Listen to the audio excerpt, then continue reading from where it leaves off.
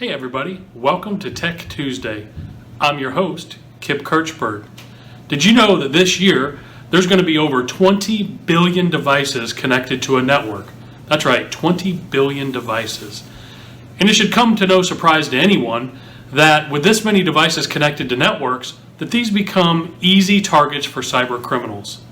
In fact, it's estimated that cyber criminals are going to attack these devices and cost U.S. businesses over $6 trillion. So you're probably asking yourself, well, what can I do to protect my network? What can I do to mitigate my cybersecurity threat landscape? Well, we're going to talk about those things here in just a moment. Well, first, you must understand that there is not a one-size-fits-all when it comes to cybersecurity. As a matter of fact, every organization really needs a custom-tailored cybersecurity solution to fit their business needs. There are some basic frameworks you can use to help you on your journey to identify cybersecurity risk and figure out how to mitigate those risks. Today, we're going to talk about a particular framework called the Nist Framework. There are 5 layers to the Nist Framework. Number 1, you must identify. Number 2, you got to protect. Number 3, you have to detect. Number 4, respond. And number 5, recover. In the NIST framework, we're going to focus on step 1, which is identify. First, we need to identify what assets are actually living in our environment. The second step to this is we need to understand what is in the business environment. And for you industrial control guys or production guys, what lives in my production environment? Then we must build some governance and rules of engagement around the devices we have and what's going on. For example, the business environment is maybe a little less sensitive to disruptions. However, the industrial control environment, any slight interruption could actually stop production and stop the shipping of goods. Not something we want to do.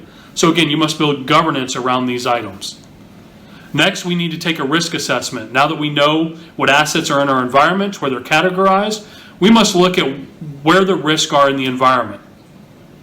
Once we identify those risks, now we can come up with a risk management strategy to patch these devices, replace these devices, or take the next steps to ensure that these devices are protected from potential cybersecurity attacks. To identify what's in your environment, you can use several tools. One of them being Tripwire, Rapid7, Clarity, or Nessus. While all these tools are good, again, you must pick one, implement it, strategize, and move forward. Because doing something, again, is better than nothing. With this device inventory, you can identify not just the OSs like Windows 7, Windows NT, Windows 10, server environments, Unix, Linux, but it'll also identify what industrial controls you have in your environment, such as Siemens, Honeywell, Rockwell, Cisco, and many others. And as part of that inventory, it'll actually tell you what hardware version is running in your environment, what OS is running in the environment, and sometimes what firmware. Again, this will help you in your risk mitigation strategy to identify what devices cannot be patched or replaced and what devices can be patched or replaced. In an industrial environment, you can't always replace these devices. It's proven that some devices in an industrial environment have been there 20 to 30 plus years. Again, not easy to replace, but now we must build a plan to protect them. Asset inventory and vulnerability management can be a very tough task. I've seen it time and time again in small, medium, large, and even enterprise businesses. They go put these nice fancy tools in, they do a full scan of their inventory, they get a full report of what vulnerabilities in their environment, but then they're simply overwhelmed with information and suffer from paralysis by analysis because they don't know what the next steps are. This is where somebody like a third party can help. They can come in, help you analyze what are the assets you have living in your environment, what are the vulnerabilities you have, what are the steps you can take to patch those vulnerabilities, or what are the steps you can take to wall off those assets that simply can't be patched or replaced. End of life. We can come in and help you build walls and fortresses around these environments to further protect them from cybersecurity threats.